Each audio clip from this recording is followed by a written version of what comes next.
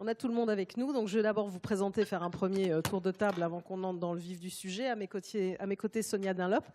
Bonjour, donc ravi de vous avoir. Vous êtes coordinatrice, je vais le dire au féminin, de Resource. Vous allez nous en dire un peu plus sur cette plateforme qui a été créée pour permettre de faire le lien justement entre entreprises consommatrices d'énergie et productrices. D'ailleurs, vous avez fait un événement, vous allez en faire un prochainement dont on va parler pour créer vraiment ce lien. Puis vous reviendrez évidemment sur tous les outils. Alors, à vos côtés, Pascal Chalvon, de Mercé, directeur développement durable de Solvay, donc leader de la chimie mondiale. Là, c'est intéressant votre regard que vous allez apporter parce que vous êtes évidemment à la fois consommateur, mais vous accompagnez aussi des clients à travers Solvay Energy Service. Et donc, vous allez nous parler de cette double casquette aussi qui vous apporte un regard différent sur le sujet. Jean-Christophe Dalva, c'est bien ça. Bonjour, responsable développement et marché de l'énergie chez Boralex, qui est une société productrice d'électricité. Je crois que vous allez nous parler d'éolien d'ailleurs pas mal. On en a finalement pas mal parlé tout au long de la journée, donc c'est assez intéressant d'y revenir finalement, c'est l'avenir. À vos côtés, Mareva Edel, vous êtes directrice commerciale d'Uniper France, donc fournisseur d'énergie pour les professionnels. Donc là, on va avoir votre regard d'agrégateur sur toutes ces questions. On aura aussi le regard, on va dire, extérieur mais important aussi sur le regard finalement de l'État, des pouvoirs publics sur toutes ces questions-là avec Jean-Marc Callois qui est délégué ministériel aux entreprises agroalimentaires. Donc aussi, vous pourrez parler aussi de ce que font les entreprises agroalimentaires dans ces enjeux-là. Et puis enfin, on aura le regard d'une autre entreprise, Michelin, avec vous Bertrand Bonhomme. Donc vous êtes vice-président Sustainable Development de Michelin, un fabricant de pneumatiques pour ne plus le présenter, qui est très engagé aussi. Donc là, vous allez nous parler de votre démarche. Peut-être pas encore, vous n'êtes pas encore vraiment dans les PPA, mais en tout cas, vous avez un regard sur les différents outils et sur la façon dont on peut aller vers toujours plus d'énergie renouvelable. Donc, merci à vous tous d'être là. Alors, je vais commencer par vous, Sonia, à qui j'ai demandé de faire aussi une introduction un peu plus globale sur tous ces outils. Vous avez une petite... Voilà, un petit instrument. Vous voyez, si vous voulez avancer vos différents slides, ou vous pouvez vous mettre au pupitre, évidemment, pour commencer déjà par présenter votre plateforme, pour que les uns et les autres puissent en savoir un petit peu plus, puis après parler des différents modèles qui existent, en essayant d'être le plus simple possible, parce que c'est vrai que c'est complexe. Oui, exactement, merci. Et puis vous parlez en français aussi, ce qui est très gentil, décidément, on a plein d'anglophones qui viennent parler français, donc on est ravis. Ben, j'essaierai. Donc oui, merci beaucoup. Donc moi, je m'appelle Sonia Dunlop. Je suis représentante ici de la plateforme Ressources et je travaille pour Solar Power Europe, qui est une des organisations fondateurs de la plateforme Ressources. Et je vais vous parler aujourd'hui des 14 différents modèles de corporate sourcing on a identifiés dans notre travail, dans notre plateforme. Et je vais faire aussi simple que possible. Donc, qu'est-ce que c'est la plateforme Ressources? Donc, très vite, c'est une plateforme qui a été créée par Solar Power Europe, Wind Europe, RE100, qui a parlé ce matin, et le World Business Council on Sustainable Development, pour promouvoir le corporate sourcing en Europe en général et pour éduquer un peu le marché et éduquer aussi et demander des changements législatifs. On a toute une série d'entreprises parmi notre plateforme et l'idée aussi, c'est de mettre ensemble l'offre et la demande et aussi, bien sûr, les intermédiaires au milieu. Et donc, vous voyez un peu les différentes entreprises qui sont actives là-dedans. Et nos buts sont de changer, d'influencer la législation, d'éduquer et de promouvoir le corporate sourcing en général et de faciliter les échanges dans le marché. Donc, voilà l'introduction. Donc, moi, maintenant, je vais vous présenter les 14 modèles que nous, on a identifiés dans notre analyse. C'est 14 modèles simplifiés, mais quand même pourraient être utiles pour vous de comprendre un peu toutes les différentes choses qui ont été mentionnées ce matin. Juste pour préciser, ce sont des modèles pour le corporate sourcing d'électricité. On travaille surtout sur l'électricité. Et ce ne sont pas tous des PPA. Souvent, les gens parlent que des corporate PPA, mais non, le corporate sourcing, en général, c'est plus large que les corporate PPA. Donc, pour expliquer mieux aussi, j'ai fait des petits dessins pour simplifier un peu les choses. Donc, quel est le numéro 1 ? C'est le modèle site propre self-owned. Donc, en anglais, on dirait self-owned on-site ou captive on-site. Et là, c'est très simple, c'est où le consommateur, l'entreprise que vous voyez là, a du solaire sur le toit, de l'éolien dans le terrain même de l'entreprise, et il est propriétaire d'installations renouvelables. Donc, comme vous voyez, c'est vraiment sur le terrain même du bâtiment de l'entreprise, on-site, et derrière la barrière, la clôture du site même. Numéro 2, c'est le modèle du leasing. Donc, leasing, c'est toujours sur site, sur le site propre du terrain, sur le terrain ou sur le toit de l'entreprise même, mais l'installation est la propriété d'un tiers, d'une autre compagnie, une autre entreprise qui loue, qui leases l'installation à l'entreprise à un taux fixe. Et la chose importante là, c'est que le prix du taux fixe, qui est un prix par mois, un prix par an, n'a pas de relation avec la quantité d'électricité produite. It's a leasing of the system. Le troisième modèle, c'est le PPA local. En anglais, on dirait on-site PPA. Et là, c'est encore une fois l'installation renouvelable qui peut être sur le toit ou sur le terrain de l'entreprise et la propriété d'un tiers.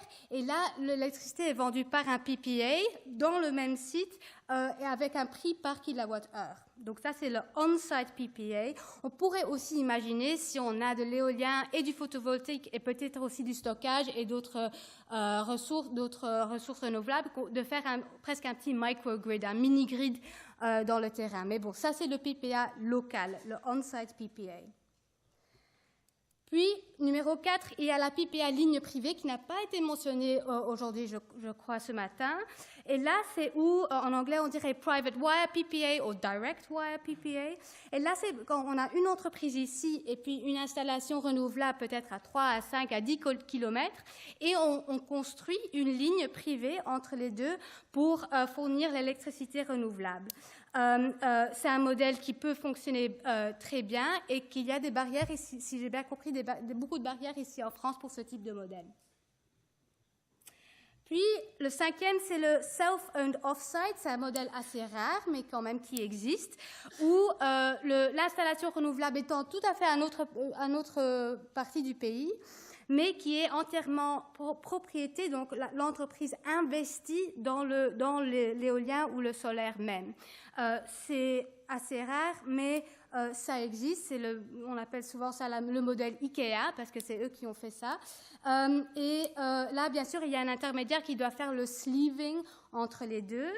Et d'ailleurs, le prochain, c'est le sleeved PPA, le PPA sleeved. Il n'y a pas vraiment de mot en français. En anglais, on peut aussi dire back-to-back PPA, direct corporate PPA ou physical PPA. Et là, il y a un intermédiaire, souvent un fournisseur, mais pas toujours, qui fait ce sleeving entre les deux, qui a la responsabilité de l'équilibrage entre les deux. Ça peut, en certains pays aussi, être le distributeur, le DSO, qui fait le sleeving. Et ça, c'est un modèle qui est très, très répandu, le sleeved PPA. Puis, il y a le PPA financier ou virtuel. En anglais, on peut dire virtual PPA, synthetic PPA, financial PPA. Ici, le producteur d'énergie renouvelable et le consommateur, l'entreprise, achètent et vendent de l'électricité normalement sur le marché, en gros, et le marché de détail. Mais il y a un contrat en plus, ce contrat synthétique, où les deux côtés fixent un prix, un strike price en anglais, sur 10, 15 à 20 années. Et ce prix devient le prix fixe de l'électricité et ça donne de la confiance aux deux côtés qu'ils vont recevoir et payer un prix fixe pendant toute cette période. Ce modèle aussi est très, très répandu, spécialement aux États-Unis et dans certains pays en Europe aussi. On pourrait aussi imaginer que le rôle d'intermédiaire est fait par un mini-utility. Qu'est-ce qui se passe ici?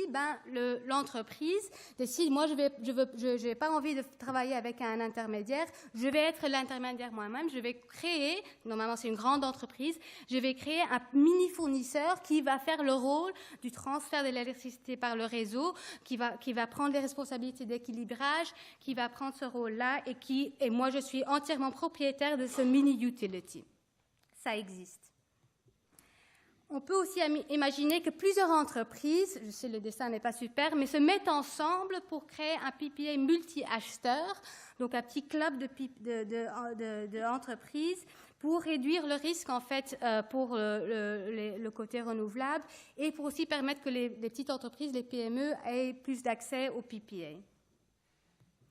De l'autre côté, on pourrait aussi imaginer presque un PPA multivendeur, une PPA d'agrégation, où il y a souvent un intermédiaire d'agrégation qui met ensemble plusieurs installations renouvelables et vend de l'électricité à l'entreprise. Numéro 11, celui-ci est compliqué, ça s'appelle le Proxy Revenue Swap. Ne me demandez pas comment dire ça en français, aucune idée. C'est assez compliqué, mais en... C'est pas un nouveau modèle américain, non, c'est pas ça? Oui, plutôt, oui. Voilà. Donc là, en gros, en simple, un assureur assure le revenu de l'installation renouvelable et puis l'entreprise assure l'assureur. Si vous voulez que j'explique ça en plus de détails, je peux le faire, mais qu'en anglais. Numéro 13, oui, donc presque tous les modèles, beaucoup des modèles dont j'ai déjà parlé, peuvent se faire en international, donc d'une manière transfrontalière. Et c'est ça qui nous intéresse beaucoup aussi dans la plateforme ressources, parce qu'on est bien sûr une organisation à échelle européenne. Numéro 13, c'est l'offre d'électricité verte. Donc ici, c'est où un fournisseur, en anglais on dirait Green Electricity Supply ou Green Tariff, un fournisseur offre à ses clients de l'électricité verte qui lui va acheter chez des renouvelables. Et là, l'important c'est qu'il n'y a pas de contrat direct entre l'entreprise et l'installation renouvelable. Et le fournisseur peut aussi tout simplement acheter des garanties d'origine. Et ça, c'est le dernier modèle. Et d'ailleurs, dans tous les modèles, souvent, presque toujours, il y a le transfert des garanties, des certificats de garantie d'origine. Celui-ci est probablement le plus répandu. On peut imaginer que c'est le fournisseur qui achète les garanties d'origine ou c'est l'entreprise même qui va directement les acheter, ces certificats. Je dirais que c'est un modèle il y a des questions importantes sur la crédibilité comme un modèle de corporate sourcing. C'est tout ce que je vais dire. Donc voilà tous les modèles, à vous de choisir, à vous de comprendre un peu. Je sais que c'est complexe, c'est un peu pour ça qu'on a créé la plateforme ressources. Je sais que chaque pays a un cadre réglementaire tout à fait différent, il y a des barrières à tous ces modèles dans tous ces pays, mais on est en train de travailler au sein de la plateforme ressources sur la simplification un peu du marché corporate sourcing européen. Et si vous êtes encore confus, ne vous inquiétez pas parce qu'on a un événement à Amsterdam en novembre qui va bien expliquer tout ça et beaucoup d'autres choses. En plus, c'est notre grand événement annuel, le marché du corporate sourcing en Europe. Donc, j'espère de vous voir là. Voilà, ils vont tous prendre leur billet en sortant. Merci. Merci Sonia pour cette présentation qui était très claire. On a bien compris qu'il y avait beaucoup de modèles. Je vous invite à venir vous asseoir parce qu'évidemment, vous allez participer à la table ronde. On comprend bien à travers votre présentation qu'il y a une demande de la part des entreprises. Pour ça, je vais me tourner d'abord vers vous, Bertrand Bonhomme, pour Michelin. Alors, je sais que les PPA, c'est pas encore, vous n'êtes pas encore tout à fait là-dedans, même si pourquoi pas, vous pourriez y réfléchir. Mais c'est vrai que vous, en tant qu'entreprise engagée, il y a une vraie réflexion, évidemment, sur ces sujets-là. Et sur votre approvisionnement par la force des choses. Oui, merci. Tout à fait. C'est-à-dire que pour bien resituer l'importance des PPA, mais plus que les PPA de l'énergie renouvelable, il faut se rappeler qu'une entreprise comme la nôtre, dans notre raison d'être, on a offrir à tous une mobilité durable. Et quand on parle de mobilité durable, on va parler de quoi? On va parler d'une mobilité qui doit être sûre, qui doit être efficace, qui doit être accessible et qui doit être, j'allais dire, bonne pour l'environnement. Et quand on a ce type d'engagement à l'extérieur, pour nous, il nous paraissait absolument nécessaire d'avoir aussi ce type d'engagement à l'interne. C'est la raison d'ailleurs pour laquelle, en 2013, on s'est engagé à baisser à peu près d'un tiers les émissions de CO2 par tonne produite, avec un résultat en 2020 qu'on va atteindre. Et c'est la raison aussi pour laquelle on a soutenu l'accord de Paris. Et au moment de l'accord de Paris, ce qu'on s'est dit, c'est il faut aller plus loin que ça et on s'est engagé. Et on s'est engagé à diviser par 2 nos émissions de CO2. Alors, pour diviser par 2 nos émissions de CO2, il y a effectivement 2 leviers évidents. D'un côté, l'efficacité énergétique, améliorer l'efficacité énergétique. Et puis le deuxième, c'est quel type d'énergie. Je ne vais pas parler du premier, mais le second. Et c'est vrai que sur ce second, j'allais dire qu'aujourd'hui, la politique qu'on a adoptée, c'est un peu celle du pâtissier. C'est-à-dire qu'on fait un millefeuille. Dans ce millefeuille, on a un peu de tout. On a des garanties d'origine, bien évidemment. On va avoir de la vapeur, on va avoir de la biomasse.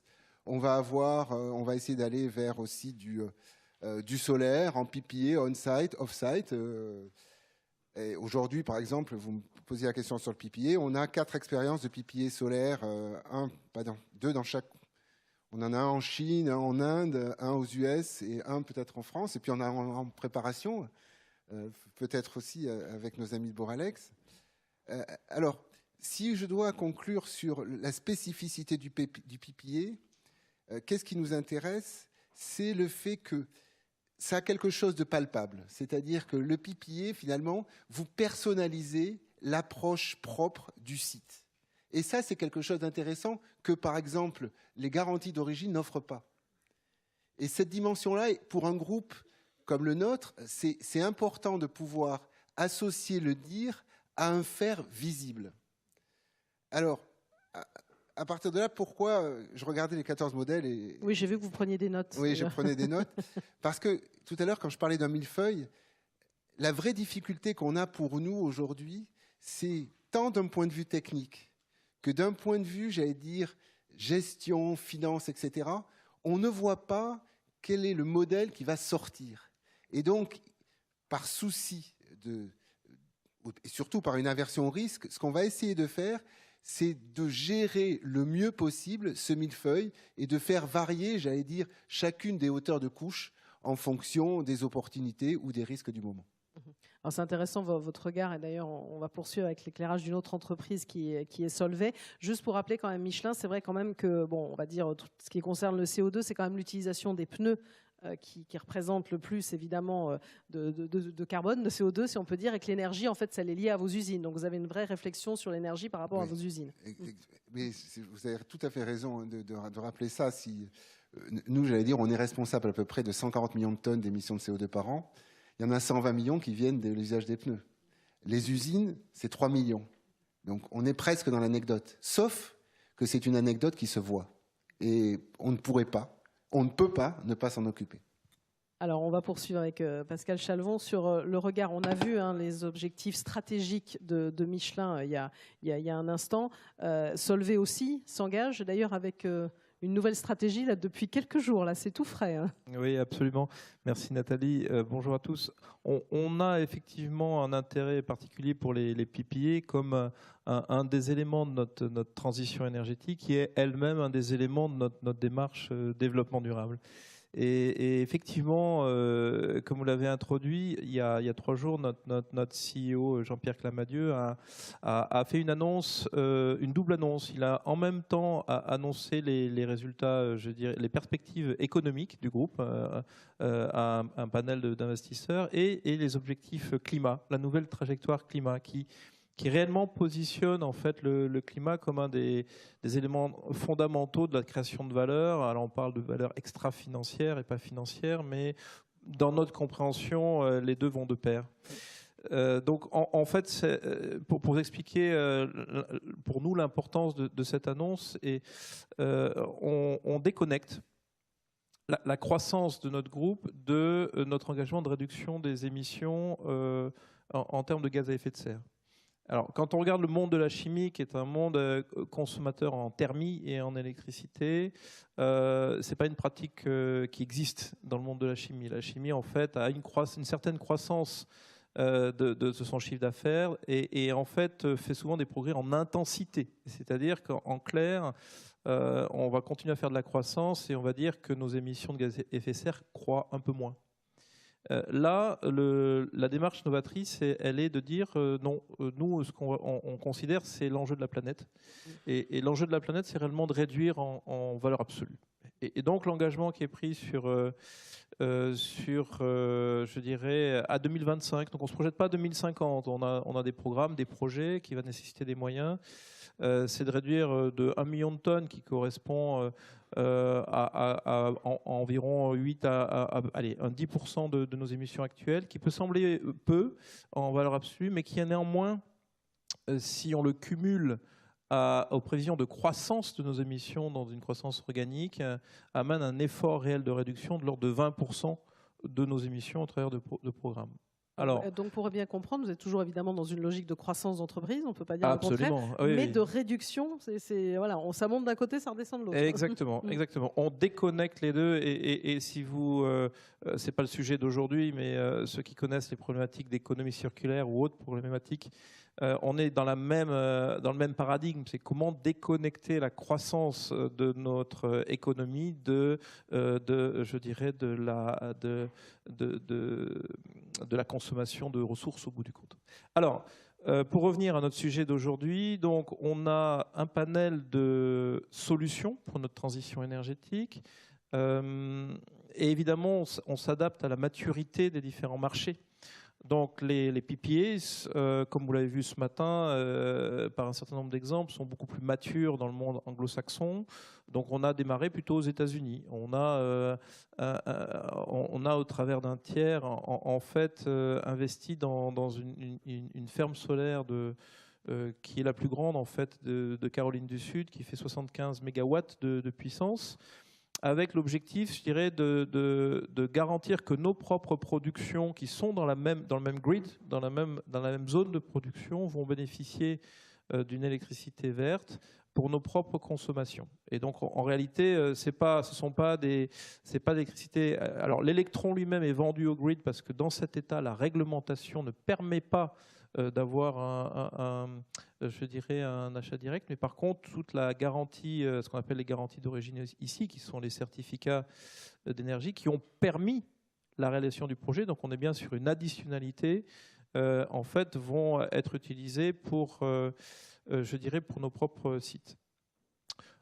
L'impulsion qui est donnée en termes de transition énergétique, elle ne vient pas uniquement de notre souci de développement durable. Elle vient aussi de nos clients. Et ça, je voulais insister sur ce point-là. C'est-à-dire qu'en fait, la véritable dynamique qui est donnée, elle vient autant du management, et on reviendra peut-être sur cet élément clé, mais elle vient de nos clients. Parce que ce qui nous fait bouger, c'est le regard et la demande de nos clients. Mmh. Et un élément tout à fait concret, qui est public du reste, c'est la société Apple nous a demandé, il y a maintenant un peu plus de 2 ans, que chacun des produits qu'on leur livre, partout dans le monde, soit produit avec de l'électricité renouvelable. Challenge posé par un de nos grands clients. Alors comment est-ce qu'on fait ça quand on sait que nos usines sont, je dirais, à la fois aux États-Unis, mais en Chine, en Inde ou en Europe? Eh bien, on va s'adapter localement à chacune des solutions que permettent le marché, les solutions réglementaires, la compétitivité. Et c'est par ce biais-là, par ce mouvement en fait de nos propres clients, et aujourd'hui ce n'est plus le seul, il y en a d'autres, qu'au bout du compte, l'entreprise s'adapte et trouve des solutions. Est-ce que je peux témoigner à ce stade? Alors, je peux faire rebondir justement Mareva et Edel d'Uniper sur ce point-là, puisque évidemment, vous aussi, vous suivez la demande et les attentes de vos clients qui veulent du vert, pour résumer. Oui, alors du coup, je vais peut-être raconter un peu la même chose, mais différemment, avec d'autres mots. Et j'espère que tout le monde n'était pas là ce matin, parce que je vais redire des choses qui ont été dites ce matin. Je l'espère différemment aussi. Alors nous, effectivement, Uniper, on est un producteur d'électricité et fournisseur d'électricité à des clients industriels et des PME. On devient un fournisseur historique puisque notre premier client nous a rejoint en 99, donc ça commence à faire un petit moment. Et en tant que producteur, alors on a toujours été chercher à être crédible vis-à-vis de nos clients et à les accompagner avec une certaine exemplarité. Et notre histoire de producteur, a priori, ne l'est pas, puisqu'on est issu de charbonnage de France. Donc là, je pense que tout le monde va hurler. Nous avions des centrales à charbon. On est l'acteur en France qui a le plus investi pour décarboner son mix énergétique. Et quand on parle d'exemplarité, il ne faut pas aussi oublier donc, son histoire. Donc on n'a pas oublié notre histoire. On a fermé certains sites. On a transformé une tranche charbon en tranche biomasse dans le sud de la France, 150 MW électriques. Et donc c'est ce qui nous permet d'aborder nos clients en parlant de corporate green PPA, en étant droit dans nos bottes, si je puis dire, même si je n'ai pas de bottes aujourd'hui. Mais ça c'est un point important. Ensuite, donc, on est fournisseur de clients industriels depuis 1999. Donc, on répond aux besoins de nos clients, on essaye de les anticiper, on essaye de bien les comprendre. Et on a bien compris que depuis 2 ans et surtout 1 an, nos clients veulent aller vers des achats, donc là aussi, qui ont plus de sens pour eux, donc des achats plus verts, plus de sens parce qu'effectivement, ça s'inscrit dans le cadre d'une politique RSE qui devient de plus en plus importante dans pas mal de groupes. Plus de sens, ce sont rarement des philanthropes parce qu'économiquement, ils se disent que c'est peut-être pas stupide de s'affranchir de la volatilité du marché. Alors je regrette, je voulais venir avec un slide et je ne l'ai pas fait, qui était un slide de l'évolution des marchés de l'électricité depuis une dizaine d'années. Et vous voyez que les marchés sont allés entre 20 € du mégawattheure et 90 € du mégawattheure pour un produit baseload. Donc effectivement, quand vous êtes, et ça dans un laps de temps assez court, quand vous êtes un industriel qui, par exemple, Olivier Menuel de la SNCF, parle d'une facture de 1,5 milliard d'euros, c'est entre 1,5 milliard et 2,5 milliards si tu achètes mal ton énergie, ou 3,5 milliards. Et donc, effectivement, de pouvoir s'affranchir de la volatilité du marché, ça a du sens. Alors, il y a un mécanisme en France, quand même, qu'il ne faut pas oublier, parce que tout ça, c'est très bien, mais il y a quand même une réglementation. Il y a un mécanisme actuellement qui s'appelle l'AREN, l'accès régulé à l'électricité nucléaire historique, qui a un droit d'accès pour les concurrents d'EDF pour le bénéfice de leurs clients à des assets nucléaires amortis d'EDF à un prix de 42 € du mégawattheure. Ce mécanisme existe jusqu'en 2025. Il est clair que tant que les assets renouvelables n'étaient pas à ces niveaux de prix de 42 € du mégawattheure, vous avez beau avoir une conscience verte, vous n'allez pas acheter, vous, industriels, à 60 € du mégawattheure, quelque chose que vous pouvez acheter à 42 € du mégawattheure sur le marché ou via la réglementation. Donc c'est vrai que ce mécanisme a, je pense, aussi freiné le développement des green PPA en France. Il s'arrêtera normalement en 2025. Le prix des 42 € du mégawattheure, d'ailleurs, n'est pas garanti. Et en parallèle de ça, le marché s'est mis à remonter. Donc effectivement, il y a un croisement, comme le disait Olivier ce matin, des courbes de prix depuis maintenant quelques mois, où le baseload, le prix donc, de la base de l'année prochaine est autour des 60 €. Il est plus bas pour les années d'après, mais malgré tout au-dessus des 50 €.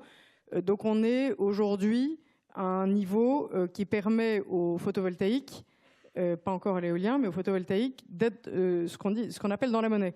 Et ça, je pense que c'est important de garder ce point de vue économique, parce que sinon, je pense qu'on a tous une conscience verte, mais quand on est dirigeant d'entreprise, on ne peut pas faire des choses qui n'ont pas de sens aussi économiquement. Et donc, c'est cet effort de productivité qui a été fait sur le coût des renouvelables et qui a porté ses fruits, va faire que maintenant, effectivement, je pense qu'en France, un certain nombre de green PPA vont pouvoir être signés en commençant par des actifs PV. Après, donc l'autre point, c'est que le marché n'offre qu'une visibilité à 3 ans ou 5 ans. Mais si on veut vraiment parler de liquidité, il faut plutôt parler de 3 ans.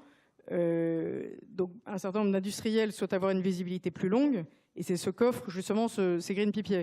Donc c'est vrai que ce que je trouve vraiment intéressant, c'est qu'à la fois on a un outil de production qui a un sens économiquement, qui a un sens écologiquement, tant mieux, et qui permet donc aussi de s'affranchir d'une certaine volatilité.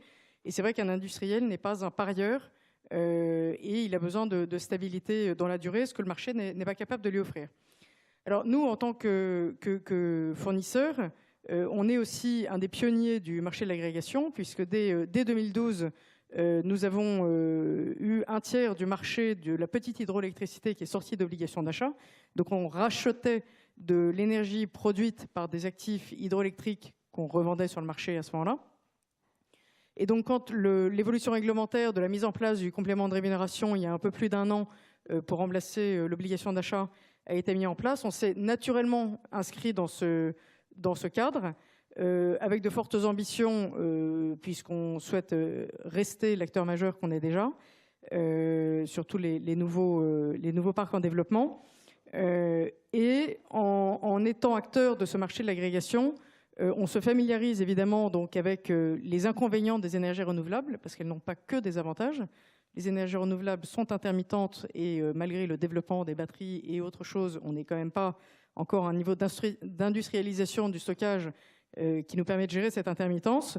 Donc nous, en tant qu'acteurs de marché, un peu là aussi historique sur ce marché de l'agrégation, on sait gérer ça. Et ça fait partie donc des choses que l'on propose à nos clients consommateurs ou clients producteurs. Parce que finalement, la signature d'un PPA, outre le fait de se dire, bon, OK, on est dans les 50 et quelques euros du mégawattheure, il faut rentrer après concrètement dans les choses et dans des notions notamment d'identification des risques et de partage des risques. Une fois qu'on les a identifiés, de chiffrage, donc d'évaluation de ces risques, et ensuite de qui les prend et sur quelle durée.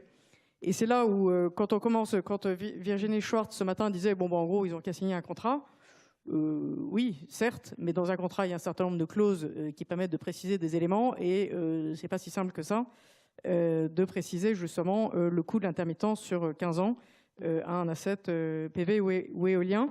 Mais donc, en fait, toutes les discussions que l'on a aujourd'hui sont déjà sur une pédagogie aussi bien auprès des producteurs qui, eux, quand même, en un an, sortent du monde de l'obligation d'achat pour producteurs et investisseurs, pour arriver dans le monde du complément de rémunération. Bon, OK, il y a un mécanisme de soutien, mais il y a quand même un peu beaucoup de marchés et beaucoup de termes là qu'on doit apprendre et de risques qu'on découvre, alors que nous producteurs d'ENR, on fait le même métier finalement depuis des années, donc on nous dit que finalement il y a des risques maintenant à prendre en compte.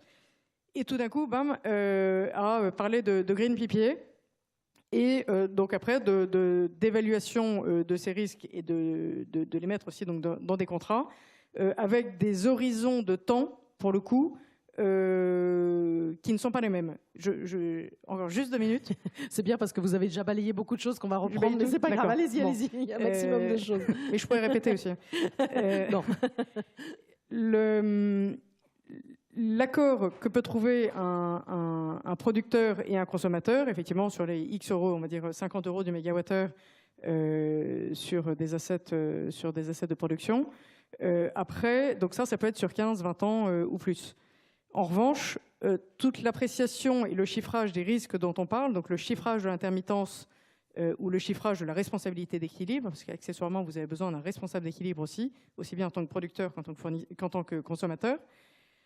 Ces chiffrages-là se font pour l'instant sur des horizons marché, donc c'est-à-dire 3 ou 5 ans ou un petit peu plus. Donc il faut bien comprendre ça et bien comprendre que du coup l'intégralité des contrats aura du mal à être satisfaite sur un horizon de 15 ans. Voilà, donc c'est pas pour vous doucher vos espoirs de signer sur des choses sur 15 ans, 100% de vos besoins sur 15 ans, mais il ne vous échappera pas que si vous êtes consommateur, que votre profil de consommation a peu de chances de coller parfaitement au profil de production d'un asset renouvelable quel qu'il soit, et donc il y a une mécanique à organiser, une structuration à organiser entre les deux, et c'est ce que l'agrégateur fait. Voilà, et donc on fait surtout, avant tout, beaucoup de pédagogie. Donc on est membre de la plateforme verte, notamment, membre évidemment du syndicat des énergies renouvelables, de la FE, etc. Parce que avant de signer 50 contrats, c'est important que l'ensemble des acteurs de part et d'autre aient bien compris ces mécanismes avant de s'engager dans des contrats longs et évidemment qui seront bien rédigés. Mais donc il y a toute cette pédagogie dans laquelle on est très engagé actuellement. Alors Marie-Eva Edel, ce que vous avez dit, justement, on va pouvoir continuer et rebondir avec votre voisin, avec Jean-Christophe Dallava pour Boralec. Je crois que quand on parle de parc qui sort de son contrat d'obligation, vous, ça vous parle. Vous avez aussi quelques slides pour nous remettre aussi un peu pas les pendules à l'heure, mais pour nous reposer les bases qu'on a commencé à évoquer avec Marie-Eva. Je peux vous donner, si vous voulez, cette petite chose qui vous permet de vous présenter et puis évidemment de montrer ce qu'il en est concrètement. Oui, merci. Avant toute chose, je voudrais saluer toutes les interventions qui ont eu lieu, puisque ça démontre beaucoup d'envie d'aller vers ces corporate PPA. Et je tenais à dire, je suis un peu le porte-parole des producteurs aujourd'hui. que l'envie, elle est là aussi de notre côté. On pense clairement, alors certes, on a encore besoin d'aide d'État aujourd'hui. On a encore des appels d'offres creux qui sont en cours, mais ça ne doit pas être une excuse pour ne pas préparer la suite, pour ne pas pérenniser cette transition énergétique et s'assurer quelque part des bases qui permettront de s'affranchir d'un soutien. Et aussi une condition nécessaire, selon nous, va falloir qu'on apprenne à vivre dans des vraies conditions de marché. Aujourd'hui, on a un client, c'est l'État. Il va falloir qu'on développe une culture client, qu'on apprenne un petit peu à comprendre vos enjeux et surtout à y répondre. Donc voilà. Je pense que le préalable est, on voit effectivement qu'il y a encore 14 modèles de corporate PPA différents. J'ai noté qu'on avait un impact dans 10 d'entre eux en tant que producteur. Donc je suppose que pour évaluer les 4 autres, vous avez besoin un petit peu d'avoir des inputs de notre part. Et je pense qu'on est là, on touche le premier cœur du sujet, c'est la rencontre de deux mondes. Je constate qu'on apprend à se connaître encore. Il y a des ajustements à avoir. Et effectivement, je voulais illustrer. Alors, c'est des chiffres réels déjà, d'éolien, mais sachez que sur le photovoltaïque, je peux en parler un petit peu, il n'y a pas de problème, puis s'il y a des questions. Mais globalement, les caractéristiques sont les mêmes, les enjeux sont les mêmes. Le PV est un peu en avance de phase par rapport à la compétitivité sur l'éolien. Donc le graphique en haut à droite donc sont des données réelles. C'est effectivement le passage, ce qui illustre le passage de l'obligation d'achat pour un de nos parcs éoliens qui est sorti d'obligation d'achat en novembre 2017 au prix de marché. Donc vous comprenez bien que là, pour un producteur, je parle en France évidemment, on change de monde. Vous avez même un prix négatif, vous en avez d'autres qui montent à 200 € du mégawattheure. Donc ça, il faut apprendre à le gérer de notre côté. Et puis effectivement, il y a le rôle des agrégateurs pour le gérer aussi. Après, la bonne nouvelle, c'est que notre structure de coût, en l'occurrence, elle ne suit pas du tout cette tendance-là puisqu'elle est totalement fixe. Très majoritairement fixe, on a des coûts de production, c'est de l'investissement et après, il y a beaucoup de coûts fixes de maintenance, mais au final, très peu au mégawattheure. Le graphique d'en bas, c'est justement pour illustrer la variabilité de l'éolien en particulier. Donc, je pense qu'en tant que fournisseur, que consommateur, les acteurs de marché sont assez habitués aux produits de base. Donc, c'est ce que vous verriez en grisé, qui serait l'équivalent en moyenne de ce que nous, on produit en journalier. Donc, on comprend bien là qu'il y a des enjeux techniques, d'accord ? C'est tout à fait solvable pour mettre en phase l'intermittence de l'éolien avec des profils de consommation. Je suis sûr que si on prend le temps de dialoguer, qu'on pose les choses sur la table, on trouve des solutions qui sont optimales, qui sont moins chères. Ça peut s'appeler le stockage, ça peut s'appeler l'agrégation, ça peut s'appeler l'hydrogène, mais tout ça, ça se résout aujourd'hui. Ça demande juste un peu de volonté de notre part. Ensuite, une fois qu'on a amorcé le dialogue, je pense qu'on sera en mesure, en tant que producteur, de comprendre les signaux de marché qui vont se présenter à nous. Et là, je vais donner effectivement l'exemple de la sortie d'obligation d'achat. Donc, il faut savoir qu'une fois que le parc est sorti de son contrat d'obligation d'achat, on peut considérer que l'investissement a été remboursé. Et là, la question qui se pose pour nous, c'est est-ce qu'on poursuit l'exploitation telle qu'elle, qui est évidemment la solution la plus économique? Est-ce qu'on va faire des investissements relativement mineurs, comparés à une nouvelle installation, pour améliorer la production, pour améliorer le rendement à un coût, je pense, qui reste probablement comparable à l'Arenh, d'accord, mais on n'est pas sur un principe d'additionnalité, ou est-ce qu'on se lance sur un renouvellement, où là, on va installer des nouvelles machines qui vont bien mieux exploiter le gisement éolien, puisqu'elles sont au goût du jour, mais le coût d'investissement, là, il est tout autre. Donc je pense que là-dessus, le signal qu'on attend, typiquement sur ce cas-là, il doit venir du client, il doit venir du consommateur, et il y a des arbitrages qui se font entre les enjeux de RSE, les enjeux de coût et les enjeux de couverture long terme. Donc, on est capable de fournir tous ces services, mais peut-être pas avec la même intensité sur chacun des paramètres. Si vous allez chercher de l'Arenh, OK, on peut considérer une extension de durée de vie des éoliennes, on peut considérer des rétrofits, mais on ne pourra pas aller sur du renouvellement, puisque l'Arenh, on l'a dit tout à l'heure, c'est un prix qui quand même était là pour rémunérer, c'est le coût du nucléaire amorti. Les prix de marché ne sont pas là pour rémunérer de l'investissement. Donc si on veut aller chercher de la RSE, si on veut aller chercher de l'additionnalité au sens noble du terme, c'est-à-dire des nouvelles capacités, ça a un coût, c'est évident. Voilà. Donc une fois que nous, on aura ces bases de dialogue, on comprendra ce qu'on peut faire en France aussi ou pas, en fonction des caractéristiques de notre marché. C'est sûr que nos parcs éoliens, ils sont relativement petits par rapport à ce qu'on peut voir ailleurs dans le monde. Donc, ils ont un coût. Les temps de développement sont élevés. On ne peut pas bénéficier des meilleures technologies puisqu'il y a une très haute exigence de la société par rapport à l'objet éolien. Eh bien, on va être capable de moduler et de faire des choix en fonction de ça. Alors peut-être faire réagir Pascal Chavon justement à ce qui vient d'être dit à la fois par Mareva et Jean-Christophe. Oui, c'est très intéressant. Non, je crois qu'il faut s'enlever un petit peu l'idée que la RSE va payer plus. C'est-à-dire, en fait, je veux dire, il faut être compétitif. Voilà. Il faut être compétitif, flexible. Alors après, il y a beaucoup d'atouts, je dirais, aux schémas qui sont proposés. En particulier, le fait d'avoir de la couverture à long terme, c'est-à-dire de réduire la volatilité, au bout du compte, les risques et les incertitudes de marché. On a cette garantie d'avoir une électricité verte sur le long terme avec peu de variabilité. On a aussi une souplesse. Alors il y a des schémas simples, un producteur, une usine, mais en réalité il y a beaucoup de schémas d'optimisation qui ont été un peu évoqués. Mais quand on a, en fonction de la localisation des différents sites qu'on peut avoir, de leur positionnement géographique et du panel de projets de production qui peuvent être à disposition, et on en a vu étudier un certain nombre en Europe, pas uniquement en France. On s'aperçoit qu'il y a un champ d'optimisation qui reste largement devant nous. Moi, la question que je me pose, c'est pourquoi est-ce qu'au bout du compte, ces technologies sont développées beaucoup plus vite dans le monde anglo-saxon, aux États-Unis, en Angleterre aussi, et finalement relativement peu en Europe continentale. Bon, certaines raisons ont été évoquées plus tôt, mais il faut être compétitif. Je veux dire, et ça, c'est une question de taille, c'est une question de vitesse, c'est une question de coût d'investissement, ça c'est certain. Alors, nous, on est à la fois, alors on a ce positionnement, vous l'avez évoqué un peu particulier, on est à la fois consommateur, donc sur nos propres sites, on va chercher justement de l'électricité et de la thermie verte.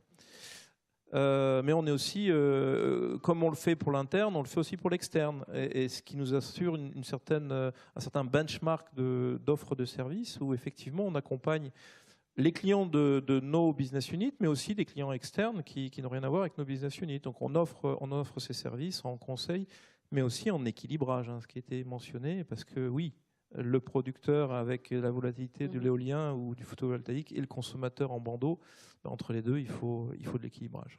Surtout que si je comprends, c'est assez complexe. On a quand même un engagement parfois long terme de 15 ans avec une visibilité de 3 à 4 ans dont parlait Mareva. Donc c'est un sujet nouveau. Il faut savoir aussi accompagner. Vous avez parlé de pédagogie tout à l'heure, mais il faut accompagner les clients sur ces sujets-là.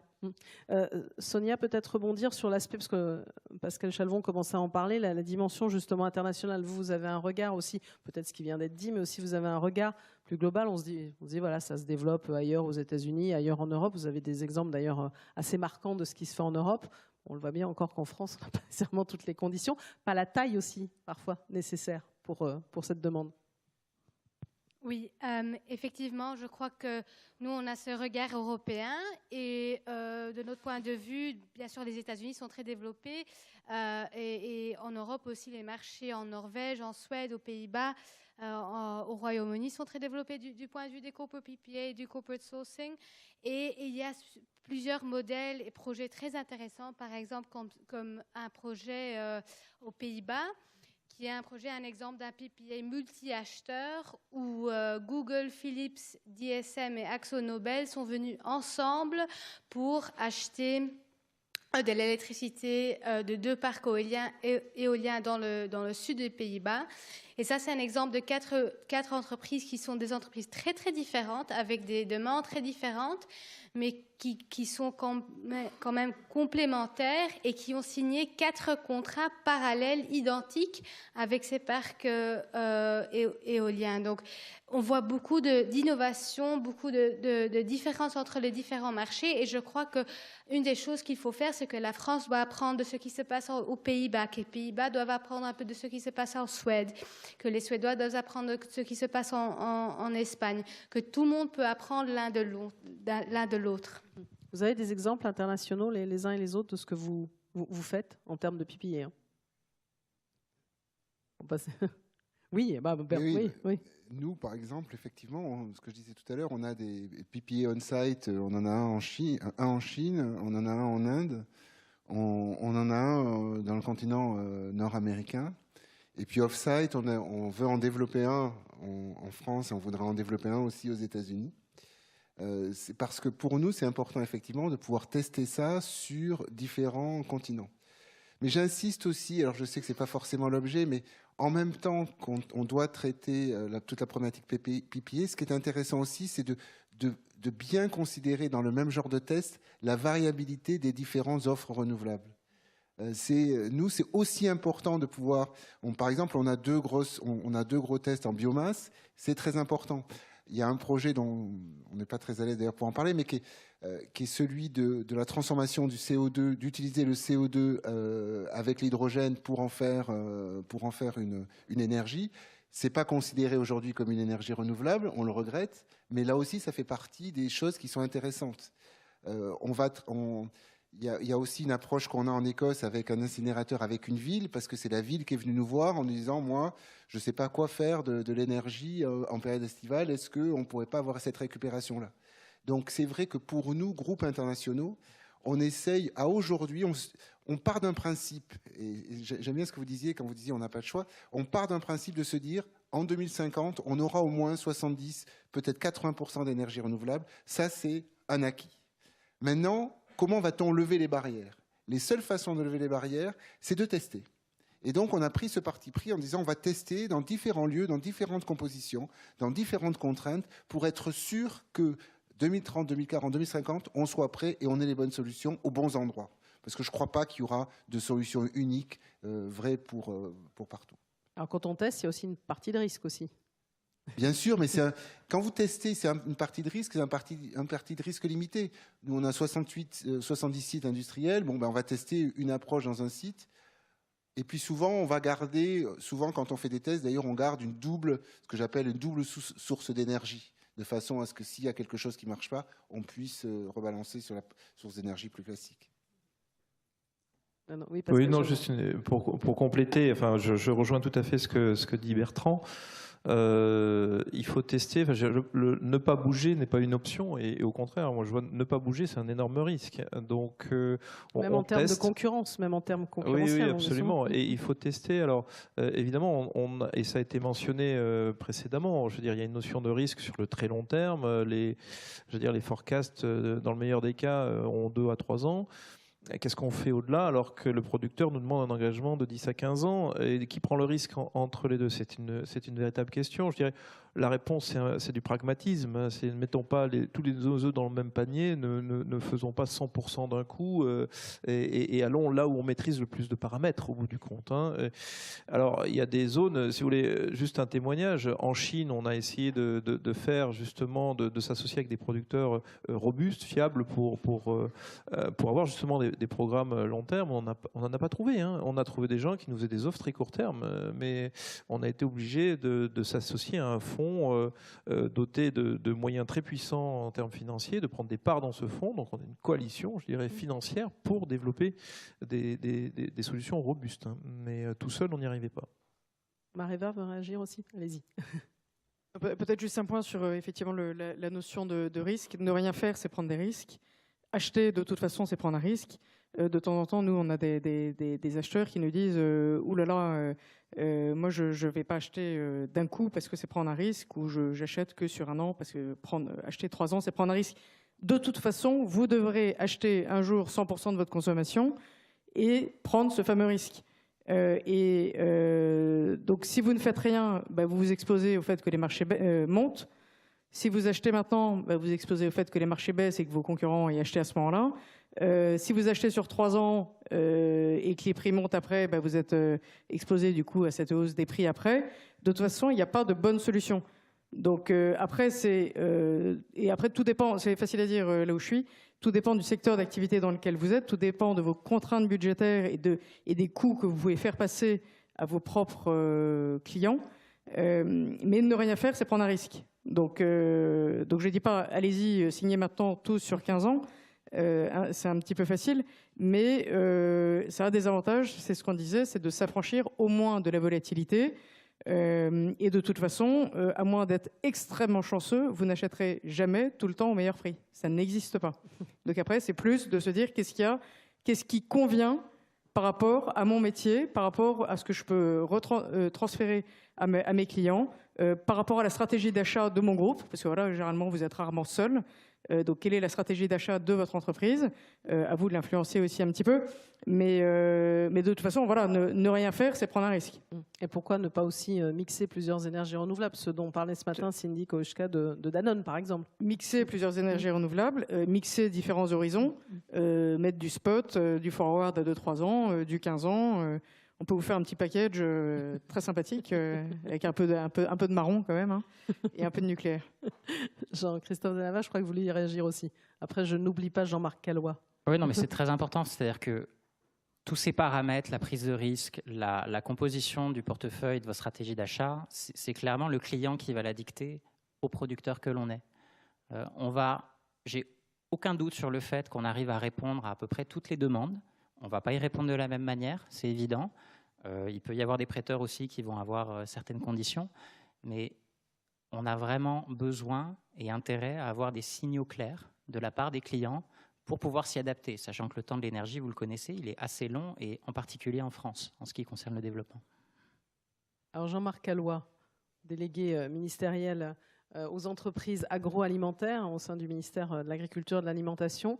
Déjà peut-être le regard aussi que vous portez finalement sur ces échanges d'entreprises qui cherchent des solutions, qui s'engagent vers les énergies renouvelables. Les entreprises agroalimentaires aussi sont très engagées sur cet axe-là. Puis finalement, on le sait bien et on en a parlé depuis ce matin aussi, le rôle que doit jouer aussi la puissance publique dans cet engagement. Oui, alors tout à fait, les entreprises agroalimentaires, on va pouvoir en parler si vous le souhaitez. Mais alors effectivement, sur votre question sur le rôle de l'État, c'est vrai que depuis tout à l'heure, on est beaucoup sur des questions entre entreprises, hein, effectivement, et c'est très bien. C'est très bien que ça se développe et on voit bien que ça permet de s'adapter aux cas qui sont à chaque fois particuliers, liés aux configurations économiques locales, aux contraintes également géographiques et autres. Il y a tout un courant d'ailleurs en économie qu'on appelle les libertariens, qui disent que finalement il faut supprimer l'État doit se borner juste à garantir le régalien et la sécurité. Bon, quoique la sécurité, c'est même pas sûr. Alors l'État, bon, il y a une citation que j'aime bien, c'est une citation de Cicéron qui dit que pour convaincre, il y a 3 moyens. Il y a de jouer sur les émotions, d'émouvoir. Il y a jouer sur l'intérêt et il y a la force. Et alors j'aime bien cette citation parce qu'elle fait écho finalement aux 3 modes fondamentaux d'organisation économique, hein, qui sont le marché, l'État et la régulation collective. Et donc l'État est vraiment au cœur de ça. C'est-à-dire que l'État donne les règles du jeu. Et le premier point, donc si on les prend un par un, émouvoir, c'est quoi? C'est jouer sur le système de valeurs. Alors c'est pour ça que l'État, effectivement, des fois on a l'impression que c'est un petit peu très incantatoire, hein. D'ailleurs, il y a eu plusieurs articles récemment dans la presse en disant finalement on n'arrête pas de se donner des objectifs complètement irréalistes, on sait très bien qu'on n'atteindra pas, on continue à le dire, mais quel sens a tout ça? En fait, il y a des études internationales qui montrent que le système de valeurs joue sur les comportements économiques. C'est-à-dire que les pays dans lesquels il y a un système de valeurs, ça se mesure par les enquêtes sociologiques qui sont faites régulièrement et qui sont assez bordées, hein, scientifiquement, qui montrent qu'il y a vraiment une corrélation entre le système de valeurs, dans ce qui est porté au plus profond dans la population, hein, en termes culturels, en termes de perception, et le niveau de développement des démarches vertueuses en environnement. Et donc, alors c'est vrai que du coup, l'État lance un certain nombre d'actions pour sensibiliser, pour programmer, faire la prospective, etc. Donc, il y a la stratégie nationale bas carbone. Dans mon secteur, dont je pourrais plus parler, puisque c'est mon secteur, stratégie nationale bioéconomie, etc. C'est un élément qui peut paraître un petit peu vain parfois, mais qui aligne. L'idée, c'est vraiment d'aligner les comportements et de se projeter. Et ça, c'est pas. Et encore une fois, même s'il n'y a pas de moyens concrets derrière, c'est quelque chose qui objectivement change les choses. Alors, deuxième élément, c'est l'intérêt. Alors, c'était dit à juste titre, hein, les entreprises, si elles ne voient pas leur intérêt, c'est pas la peine. Une entreprise, elle est là pour faire du profit et c'est normal. On ne va pas demander à une entreprise de faire uniquement du philanthropique, etc. Alors, c'est vrai qu'aujourd'hui, l'argent, il n'est pas dans les caisses de l'État, enfin, de moins en moins. En revanche, on a eu une intervention ce matin de l'ADEME, on a eu de la CRE. Il y a besoin encore, pour impulser, notamment lorsque c'est des secteurs à forte prise de risque, à forte instabilité, d'avoir des impulsions en termes d'intervention financière. Mais il ne faut pas se cacher, l'intervention en subvention ou autres outils de soutien à l'investissement, c'est epsilon, hein, par rapport à tout ce que brasse le secteur bancaire. Donc la question, c'est vraiment de dégager des marges d'investissement. Alors, C'est pour ça que là, le rôle de l'État, au-delà de financer, même si ça reste un rôle important, enfin État ou opérateur de l'État, c'est de permettre aux entreprises de dégager les marges suffisantes. Donc typiquement, en agroalimentaire, on a un problème qui est qu'on est sur un secteur qui est extrêmement performant, qui est visible au niveau international et qui ne dégage quasiment plus de marge. Donc ça, c'est des marges assez ridicules, de l'ordre du %, et ça dépend des secteurs. Alors si on regarde globalement le tableau global, c'est assez florissant parce que les chiffres du commerce extérieur sont encore relativement bons, etc. Mais si vous enlevez les commerces de céréales, qui est très soumis aux fluctuations mondiales et à la situation évidemment sécheresse et autres, si vous enlevez les vins et spiritueux qui sont très très particuliers, c'est beaucoup plus problématique. Et donc, redonner des marges. Donc, c'est pour ça que le ministère de l'Agriculture a lancé, sous l'impulsion du président de la République, les États généraux de l'alimentation, qui étaient de rebalayer un petit peu les règles du jeu, les rapports économiques, parce qu'on est sur des rapports de force qui sont extrêmement déséquilibrés, de façon à ce que ces marges puissent se reconstituer pour envisager à nouveau d'investir, et notamment d'investir de façon vertueuse. Et puis, il y a le troisième aspect dans cette trilogie de Cicéron, qui est la force. Alors, la force, ce n'est pas un très beau mot. Moi, je parle plutôt des incitations au niveau des institutions, c'est-à-dire donner les règles du jeu, des règles du jeu qui sont favorables à des comportements vertueux. Et alors, le problème, évidemment, des énergies renouvelables, c'est qu'on est tous d'accord, on a tous compris que c'était indispensable de contrôler l'impact carbone des activités humaines, mais c'est ce qu'on appelle en économie une situation de bien commun, dilemme des biens communs, tragédie des biens communs, qui est que individuellement, personne n'a intérêt à bouger si tout le monde ne se met pas d'accord pour le faire. Alors pour ça, historiquement, la réponse qui a été apportée, et qui est apportée par l'économie classique, alors historiquement, je reviens à mes origines agricoles, à ce qu'on appelle le mouvement des enclosures en Angleterre. 16e siècle, on a commencé à mettre des barrières, on a arrêté la pâture collective, parce qu'on s'est rendu compte que la pâture collective, qui existe encore dans beaucoup de pays, c'est inefficace, parce que chacun va pâturer au maximum, et du coup, in fine, il ne reste plus personne pour personne, plus rien pour personne. Donc la solution classique, c'est les droits de propriété. Ça se traduit en quoi? Ça se traduit par les marchés du carbone. Et on voit bien qu'aujourd'hui, c'est compliqué parce que c'est trop compliqué, justement. C'est trop gros. Il y a besoin de fédérer trop de pays pour y arriver, même si c'est une piste très importante. Mais là, c'est de la diplomatie. Vous suivez tout ce qui se passe avec l'accord de Paris, etc. Donc, c'est pas le souci. Ce que vous voulez dire, c'est par exemple, la France ne va pas prendre une décision de prix du carbone si tout le monde ne suit pas aussi le mouvement. Si la France le fait seule, elle est perdante forcément. Si on modifie unilatéralement, on est perdant. C'est ce qu'on appelle, ceux qui font la théorie des jeux, on appelle ça un équilibre de Nash. Bon, bref, il faut le faire en multilatéral. Alors, il faut donc d'autres systèmes. Et effectivement, c'est là que les pouvoirs publics doivent apporter les incitations suffisantes en donnant des règles du jeu qui sont cohérentes pour orienter les comportements vertueux. Et alors, ce qui est intéressant de ce que j'entends aujourd'hui, c'est qu'on parle beaucoup entre entreprises privées, mais derrière, le public n'est jamais très loin. C'est-à-dire, au-delà effectivement de la régulation, donc en ce moment il y a en débat au Parlement la loi Pacte qui vise justement à réguler le système financier de façon pour dégager plus de marge d'investissement notamment, mais au-delà de ça, il y a aussi les collectivités qui sont très présentes. Vous dites, c'est une demande d'une collectivité, on cherche des solutions publiques-privées. Mais à chaque fois, c'est tailor-made. À chaque fois, c'est chercher une solution qui correspond au mieux aux besoins du public et du privé, et aussi chercher le produit joint. Alors ça, je pourrais le plus le dire si vous le souhaitez au niveau agroalimentaire, parce que pour le coup, l'agroalimentaire, c'est pas que l'énergie. Derrière, c'est tous les produits joints. Derrière, c'est la fertilisation. Donc, si on parle de méthanisation, il y a l'aspect énergie, il y a la valorisation du digesta, valorisation économique, valorisation environnementale, sociale. Donc c'est chercher le produit joint et pas seulement l'aspect purement énergétique. Et c'est là que ça peut commencer à devenir gagnant et même rentable sur un plan strictement économique. Alors on a bien senti, c'est vrai que le public il est là, puis il y a une demande, il y a quand même les entreprises sont en demande, disent parfois faut bouger un petit peu plus, toujours plus. Enfin vous voyez, on est un petit peu à chaque fois les uns et les autres se répondent quoi. C'est je n'ai pas toujours les moyens, vous pouvez faire, et puis les autres disent oui mais si on doit faire, il faut aussi que vous nous aidiez à faire. Enfin c'est un petit peu parfois c'est un peu kafkaïen, non? C'est pour ça qu'il y a toujours besoin d'intervention publique, parce qu'il y a quand même ce côté déclencheur. Et il y a aussi le fait que des fois les acteurs s'organisent très bien. Alors ça, on l'a étudié au niveau national. Il y a des endroits où ça se passe tout seul. C'est-à-dire que les entreprises entre elles, typiquement, alors je reparle dans mon secteur que je connais le mieux, des agriculteurs d'un côté qui produisent des coproduits de biomasse, des industries agroalimentaires, des collectivités qui produisent des stations d'épuration. Tout ça, on se met d'accord, on fait de la méthanisation, c'est super. Il y a une partie qui retourne au sol, il y a de l'énergie qui est produite, etc. Et des endroits, il y a besoin quand même que la puissance publique prenne un peu les choses en main. Et c'est très variable d'une région à l'autre parce qu'il n'y a pas les mêmes structures organisationnelles, gouvernance publique, privée, etc. Alors justement, quand on parle de pouvoir, j'allais vous passer la parole. C'est vraiment, vous avez lu dans mes pensées, parce que je voulais parler de Bruxelles évidemment aussi, puisque quand on parle de réglementation, comment ça se passe du côté du corporate sourcing dont vous parliez tout à l'heure et du côté des instances européennes? Oui, Tout à fait. Donc, mais je crois que c'est très vrai ce que vous avez dit, que l'État n'est jamais très loin. Et il faut savoir, dans tout cet espace de corporate sourcing, que l'aide de l'État et l'aide financière de l'État est toujours nécessaire. Et le challenge, c'est vraiment de trouver des moyens, des mécanismes de subvention qui sont compatibles avec les corporate PPA et le corporate sourcing et qui ne créent pas de compétition. Au niveau européen, à Bruxelles, donc il y a plusieurs choses qui en marchent.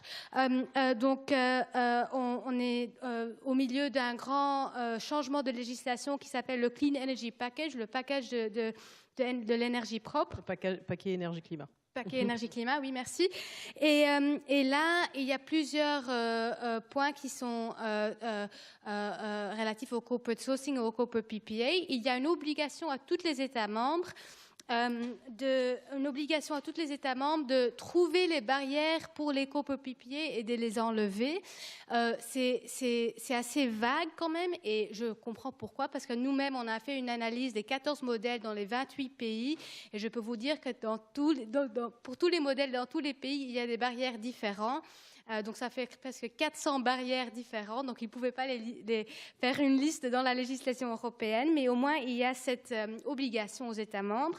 Et il y a aussi pour les garanties d'origine, des certificats de garantie d'origine, il y a à partir de 2020 assez de flexibilité pour les États membres, mais quand même si l'énergie est achetée par un PPA, par un consommateur, les certificats peuvent être transférés aux consommateurs, même s'il y a des subventions au projet. Ça, c'est quand même important, quelque chose que nous, on a demandé comme la plateforme ressources.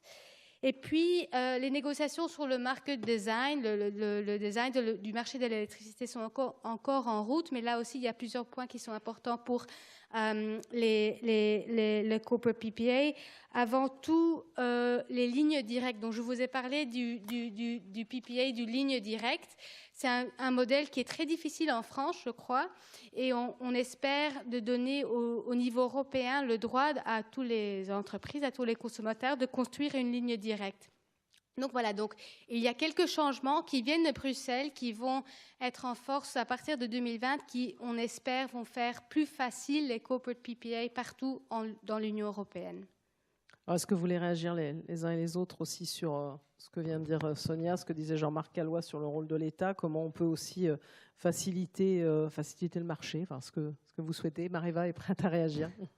Peut-être juste un point sur les garanties d'origine, qui a été évoqué depuis ce matin, qui est revenu. Ouais. Et sur lequel l'État pourrait nous aider. Quand je dis nous, c'est toutes les parties prenantes en fait. D'associer en fait des garanties d'origine aux installations qui sont en complément de rémunération. Aujourd'hui, tout ce qui est en mécanisme de soutien est hors garantie d'origine. Si vous associez ces garanties d'origine au mécanisme du complément de rémunération, vous permettez à ce moment-là de signer ce qu'on appelle du coup des corporate PPA, parce que vous avez associé au mécanisme de soutien ces fameuses garanties d'origine qui certifient donc l'origine verte des électrons, et le montant ou la somme dégagée par la vente de ces garanties d'origine viendra en déduction de la CSPE. Donc je pense que tous les citoyens français seront ravis de voir une CSPE à la baisse. Et donc ça permettra de fluidifier le marché des corporate PPA qui du coup là a quand même un petit peu de mal à émerger. Si on rajoute ces garanties d'origine, ça fluidifiera complètement ce marché. Voilà. D'autres commentaires, Jean-Christophe Dallava? Oui, allez-y. Je pense effectivement que ce serait un premier pas, que ça nous permettrait d'aller vers ça. Après, on est bien conscient que si on nous enlève d'un côté ce qu'on nous donne de l'autre, là, on revient sur le schéma de l'intérêt économique de la société d'aller le faire. On le fera effectivement parce qu'on pense que c'est une bonne chose de réduire la CSPE, mais soyons clairs, l'incitant pour le producteur, il est très dégradé, surtout au démarrage. Donc s'il n'y a pas de perspective de gain, on le fera encore une fois, mais je pense qu'il y aura moins d'attrait. D'autre part, si on pense que ce que va aller chercher le client, typiquement, c'est une couverture sur les prix à prix fixe, il y a quand même, je pense, quelques sujets à traiter vis-à-vis de nos banquiers également, puisque si on remplace le M0, je ne vais pas faire de technique, mais ce qui sert de base au calcul du complément de rémunération par quelque chose de fixe, on se retrouve, nous, en tant que producteur éolien, avec quelque chose de variable en revenu. Et ça, je pense que le banquier n'appréciera pas forcément. Ça ne veut pas dire que ce n'est pas réalisable, c'est juste que ça coûtera plus cher. Donc, il faut juste faire attention à ce, quelque part, si on donne quelque chose, à ce qu'au global, ça ne se retrouve pas d'une autre façon et d'une autre manière dans la CSPE. Marie-Va voulait réagir. Le propos n'était pas exactement celui-là, c'était d'intégrer dans le market premium, donc payé par EDF aujourd'hui dans le cadre du mécanisme de soutien, la valorisation de ces garanties d'origine. Donc, ce qui veut dire que pour le producteur d'ENR, pour faire court, il touche la même chose. C'est rajouter juste une deuxième variable. Aujourd'hui, vous avez le M0 qui est une variable, vous rajoutez la garantie d'origine qui est une autre variable, et vous avez le soutien donc, apporté par le complément de rémunération. Donc, pour le producteur, c'est neutre. Pour la collectivité, et ben, du coup, ça vient faire baisser la CSPE. Pour les consommateurs, ça leur permet de signer plus facilement des corporate PPA et de prouver qu'ils ont bien l'énergie verte. Et c'est ce qu'ils souhaitent aujourd'hui, entre guillemets, au même prix. Je pense que ce n'est pas neutre pour le banquier, mais je laisserai répondre les personnes intervenant sur la table ronde. Et aujourd'hui, on aura BNP Paribas tout à l'heure, on va les poser la question. Voilà. Aujourd'hui, la valorisation des garanties d'origine, c'est sûr qu'on préférerait la valoriser directement pour créer cette relation avec le client. Donc, je ne veux pas que mes propos soient mal interprétés, mais ils viennent déjà en déduction de la CSPE puisqu'ils sont censés être valorisés et mis aux enchères par EDF. Après, c'est une garantie d'origine qui est dégradée, puisqu'on ne peut pas faire un lien immédiat. On aura de la garantie d'origine éolienne, la garantie d'origine PV, mais on ne pourra pas dire c'est ce parc éolien. Donc, ce n'est pas la meilleure solution. Et au global, après, il faudrait voir avec l'État, justement, sur les calculs de CSPE par rapport au renchérissement du coût de financement. Sonia veut réagir. Oui, et justement, donc je ne connais pas le système français très très bien, mais c'est très important de toujours avoir le lien entre le parc et le producteur et le consommateur, et de ne pas casser ce lien-là, parce que sinon, il y a un manque de crédibilité. Et aussi dans le système français actuel, c'est très important de bien penser sur cette idée de month-by-month matching, de faire mois par mois, parce que c'est très, très difficile, c'est très, très compliqué, et ça peut créer des barrières vraiment très, très importantes pour le corporate sourcing. Oui. Est-ce que Pascal Chalvon ou Bertrand Bonhomme veut ajouter quelque chose avant que parce que je suis sûre qu'il y a des questions aussi dans la salle. Non, moi je constate juste qu'il y a des pays sur lesquels le système fonctionne sans subvention.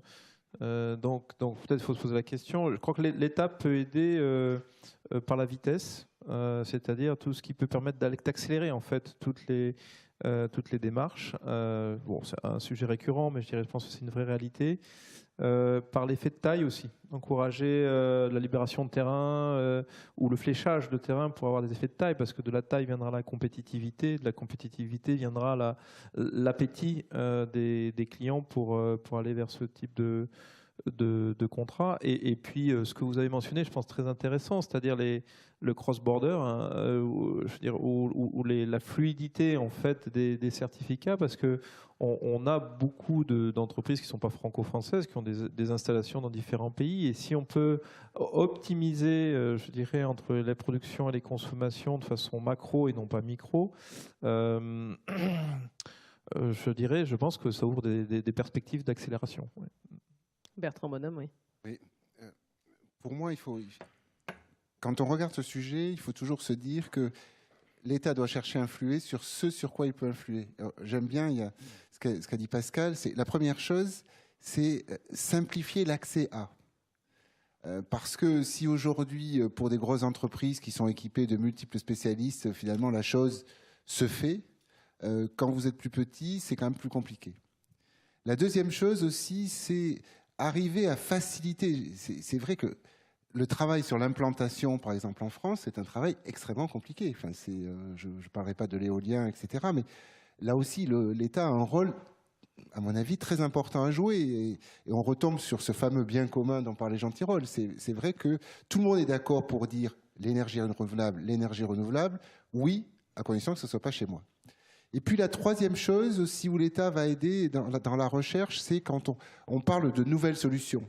Et c'est vrai que quand on parle de nouvelles solutions, la prise de risque est souvent au départ. Et là, le fait que l'État puisse aider par ses centres de recherche par les tests, etc. C'est aussi un rôle très très important de l'État.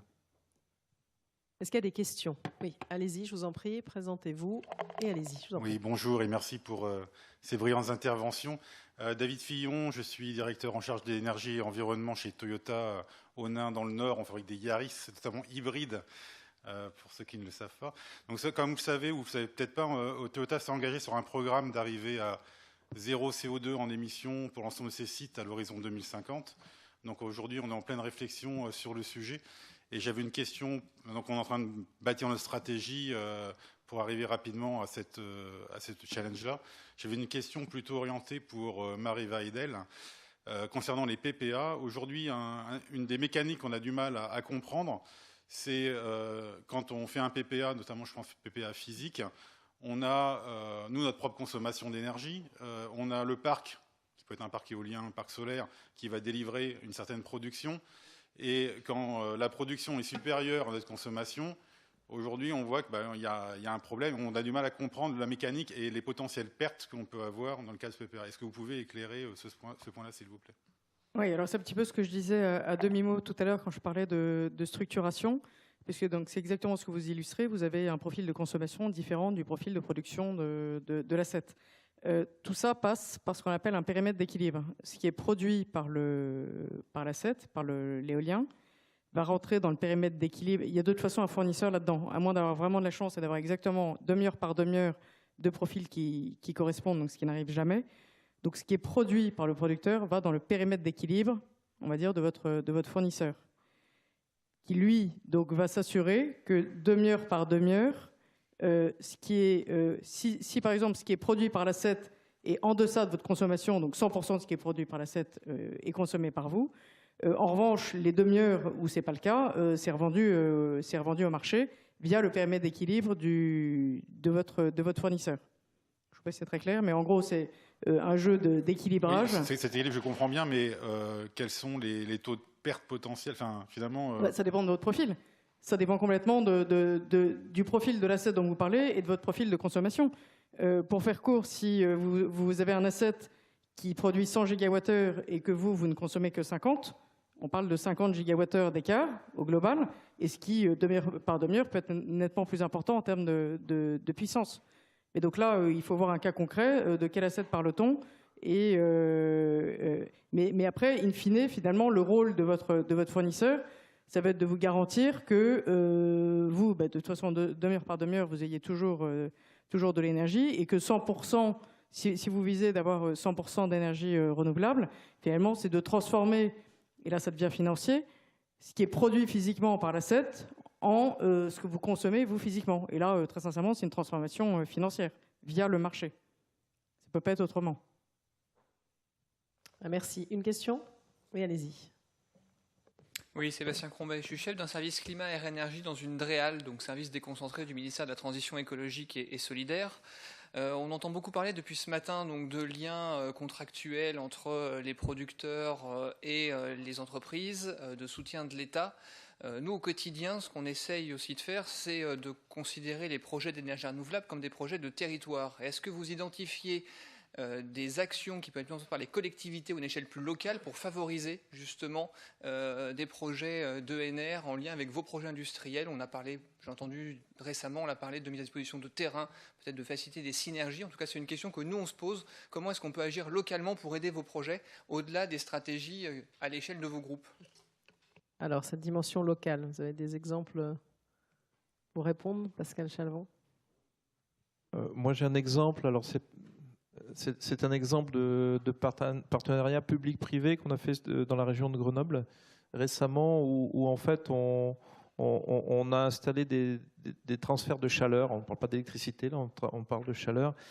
Je dirais, pour faire simple, on va optimiser les flux entre une entreprise qui produit pour la chimie et puis un chauffage urbain qui utilise des déchets. Donc en configuration été, les flux thermiques vont dans un sens, en configuration hiver, ils vont dans l'autre sens. Et puis on équilibre tout ça économiquement, bien sûr. Alors, à la source de ce mécanisme, évidemment, on utilise de l'hydrogène comme combustible au moment où c'est opportun, et du coup, effectivement, on remplace du fuel fortement carboné par de l'hydrogène qui n'a pas de carbone. Donc c'est un petit exemple local, mais qui peut être démultiplié ailleurs. Vas-y.